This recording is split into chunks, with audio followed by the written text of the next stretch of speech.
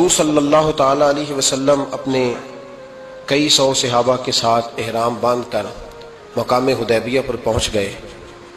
سفیر اس کو بنایا جاتا تھا جو بڑا سمجھدار اور زیرک آدمی ہوتا تھا۔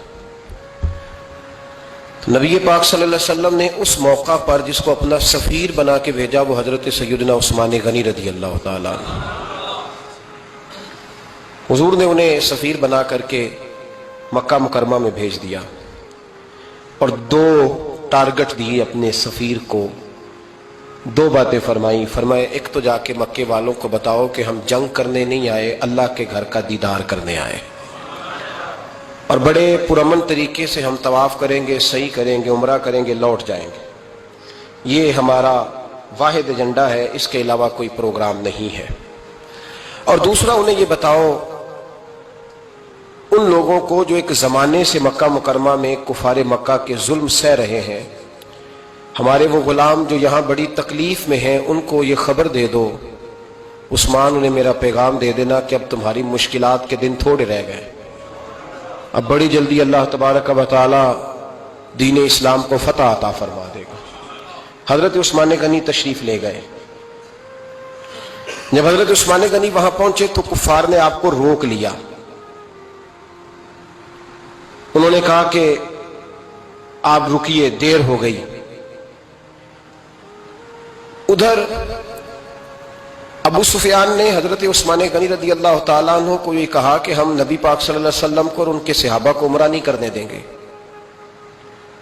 آپ اگر چاہیں تو وہ سامنے بیت اللہ شریف ہے، طواف کریں، آب زمزم پئیں، حجر اسود پہ جائیں، مقام ابراہیم پہ جائیں، صفا مروہ کریں، آپ چاہیں تو کر لیں۔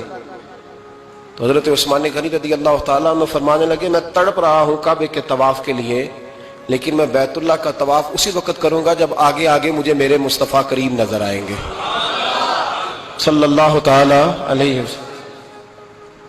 لوگ آج پوچھتے ہیں کہ بغیر مدینہ شریف جائے حج مکمل نہیں ہوتا۔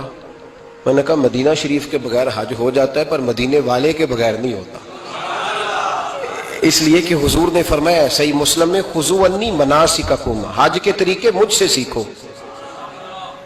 اللہ نے تو کہہ دیا حج کرو، تفصیل تو بتائی نہیں، تو اب آپ کو حضور سے سیکھنا پڑے گا۔ مدینے کے بغیر تو شاید حج ہو جائے پر مدینے والے کے بغیر حج نہیں ہوتا۔ حضرت عثمان غنی رضی اللہ تعالیٰ عنہ لگے میں طواف ضرور کروں گا پر اس وقت کروں گا جب مجھے حضور آگے آگے نظر آئیں گے۔ ادھر ایک شخص نے حضور کی بارگاہ میں بھی کہا، اپنوں کا نہ پتہ ہوتا ہے، دل بدستاور کے حج اکبر است۔ جو دل ہوتے ہیں نا، دل کو دل سے راہ ہوتی ہے۔ یہ کئی دفعہ جسم علیحدہ علیحدہ ہوتے ہیں پر یہ اکٹھے دھڑک رہے ہوتے ہیں، تو دل کو راہ ہوتی ہے۔ عرض کی یا رسول اللہ صلی اللہ علیہ وسلم عثمان غنی تو طواف کر رہے ہوں گے، صفا مروہ میں ہوں گے، بڑی موج ہوگی، آب زمزم کھول کے پی رہے ہوں گے۔ حضور نے سامنے والے کا چہرہ غور سے دیکھا، فرمایا عثمان کو تم زیادہ جانتے ہو کہ میں زیادہ جانتا ہوں؟ یا رسول اللہ آپ ہی زیادہ جانتے ہیں۔ فرمایا پھر فکر نہ کرو، عثمان میرے بغیر طواف نہیں کرے گا۔ بات ختم ہو گئی، میرے بغیر عثمان طواف نہیں کرے گا، ختم ہو۔ اب کسی نے افواہ پھیلا دی کہ حضرت عثمان غنی کو شہید کر دیا گیا۔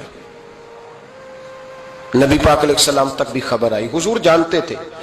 ہمارا دل نہیں کرتا کوئی انتشاری بات کرنے کو، لیکن جب لوگ کرتے ہیں تو پھر دل کو تکلیف ہوتی ہے۔ اب یہاں سب نے لکھا ہے کہ نبی پاک صلی اللہ علیہ وسلم کو خبر ملی، حضور پریشان ہوئے، صحابہ کو مشورے کے لیے بھی بلایا، بیعت رضوان بھی ہوئی۔ اگر علم غیب ہوتا، یہ سارا کچھ نہ ہوتا، اور میں نے کہا خدا کے بندے اگر حضور اپنا علم غیب اس وقت ظاہر کرتے تو حضرت عثمان کے لیے قرآن کی آیتیں نہ نازل ہوتی، اس بیعت کے تذکرے نہ ہوتے۔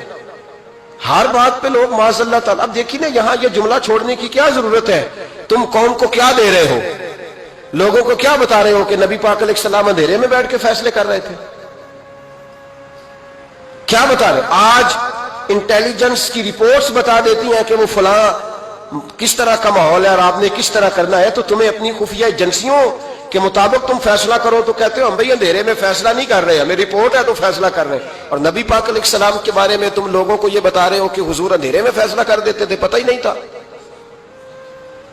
کس طرح کی بات کرتے ہو؟ میرے محبوب پاک علیہ السلام فرماتے ہیں کہ اللہ تبارک و تعالیٰ نے مجھے اس طرح کا علم عطا فرمایا ہے کہ جو تمہارے ذہن میں ہو مجھ سے پوچھو، میں فوراً تمہیں جواب دوں گا۔